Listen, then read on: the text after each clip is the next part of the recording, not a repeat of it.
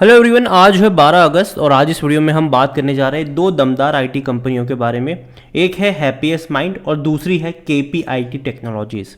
हालांकि KPIT technologies ने तो काफ़ी अच्छी तेज़ी पकड़ी है पिछले कुछ टाइम में, लेकिन हैप्पीएस्ट माइंड कुछ खास परफॉर्म नहीं कर रहा है।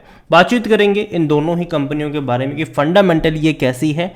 लेकिन उससे पहले अगर आपने अभी तक चैनल को सब्सक्राइब नहीं किया है तो प्लीज़ अभी इसे सब्सक्राइब कर लीजिए, क्योंकि आगे बहुत सारे वीडियोज़ हैं जो आपको काफ़ी ज़्यादा हेल्प करेंगे।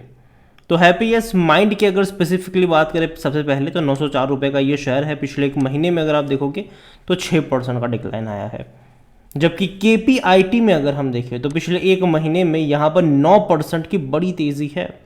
तो जहाँ एक कंपनी तेज़ी दिखा रही है वहाँ दूसरी कंपनी गिरावट दिखा रही है।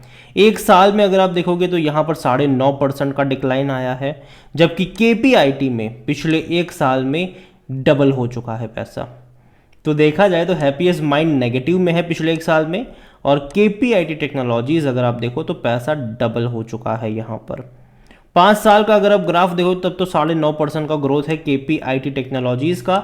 हैप्पीएस्ट माइंड का 5 साल का रिकॉर्ड अच्छा लगेगा, 150% का ग्रोथ है सही, लेकिन फिर भी केपीआईटी से काफ़ी कम है।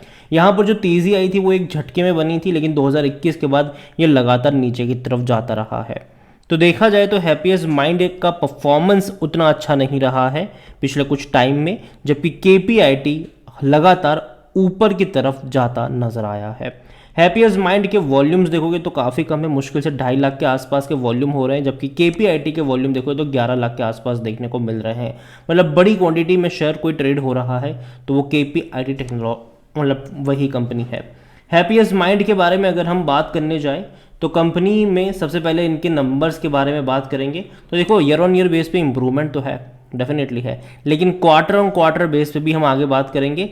और कंपनी में वैल्यूएशन के हिसाब से देखा जाए, हैप्पीएस्ट माइंड का जो वैल्यूएशन है उसके हिसाब से जो पी रेशो 58 का है, महंगा है।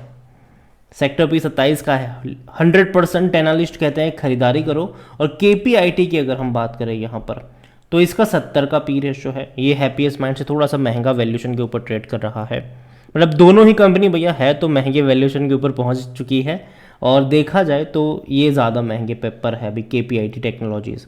50% एनालिस्ट कहते हैं खरीदारी करो। हैप्पीएस्ट माइंड के नंबर्स की तरफ अगर हम चले, क्वार्टरली नंबर्स की तरफ अगर हम चले तो रेवेन्यू अगर आप देखो तो पिछले कुछ क्वार्टर में ना धीरे धीरे बढ़े ज़रूर है। यहाँ पर आप देखो तो 310 करोड़ के थे, 330 हुए, 360 हुए, 375 हुए, 385 हुए, 404 करोड़ हुए। लेकिन प्रॉफिट वाइज अगर आप देखोगे तो उतना बड़ा पैमाने पर ग्रोथ नहीं आ पाया। 52 से 56 करोड़ रहा, फिर 59 करोड़ रहा, फिर 57 करोड़ रहा, फिर 57 करोड़ रहा, और अभी लास्ट जून क्वार्टर में जो प्रॉफिट है वो 58 करोड़ का है। मतलब कि प्रॉफिट वाइज अगर आप देखो तो पिछले 5 क्वार्टर में उतना बड़ा इंप्रूवमेंट यहाँ पर नहीं आ पाया है। रेवेन्यू वाइज ज़रूर आया है धीरे धीरे ही सही, लेकिन प्रॉफिट वाइज नहीं आया। मतलब कि मार्जिन पर दबाव बन ज़रूर रहा है हैप्पीएस्ट माइंड में। हैप्पीएस्ट माइंड को लेकर अगर इनकी शेयर होल्डिंग की तरफ चले तो प्रमोटर की होल्डिंग 53.24% की है, और प्रमोटर की होल्डिंग गिरवी भी है। 3.73% की होल्डिंग जो है वो प्रमोटर की यहाँ पर गिरवी पड़ी हुई है। 0.78% म्यूचुअल फंड के पास है, 0.48% डोमेस्टिक के पास है, 4.52% है यहाँ पर एफआईएस के पास, और रिटेल और अदर की मिलाकर बनती है होल्डिंग 40.98%, जिनमें से रिटेल इन्वेस्टर 28.04% की होल्डिंग लेकर बैठे हैं। और ये हैप्पीएस्ट माइंड की हम बात कर रहे हैं। मतलब शेयर होल्डिंग पैटर्न देखा नहीं जाओ अगर तो उतना एंकरेजिंग अभी के लिए नहीं लग रहा है, क्योंकि अगर आप देखोगे तो म्यूचुअल फंड्स की और डोमेस्टिक की बहुत कम क्वांटिटी है।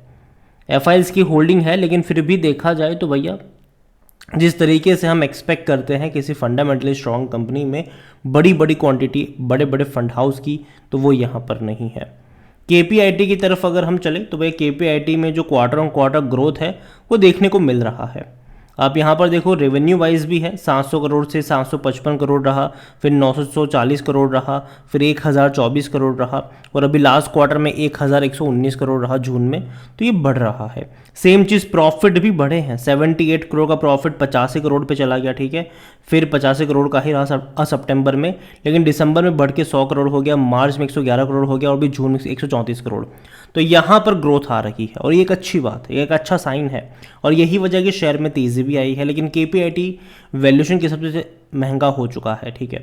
हालांकि दोनों ही कंपनी वैल्यूएशन के हिसाब से तो महंगी ही है। और जहाँ तक इनकी शेयर होल्डिंग की बात की तो यहाँ पर नंबर्स दिख रहे हैं, बड़े बड़े फंड हाउस के पास अच्छी क्वांटिटी है, डोमेस्टिक के पास भी है, एफआईएस के पास भी है, और ये एक अच्छा साइन है।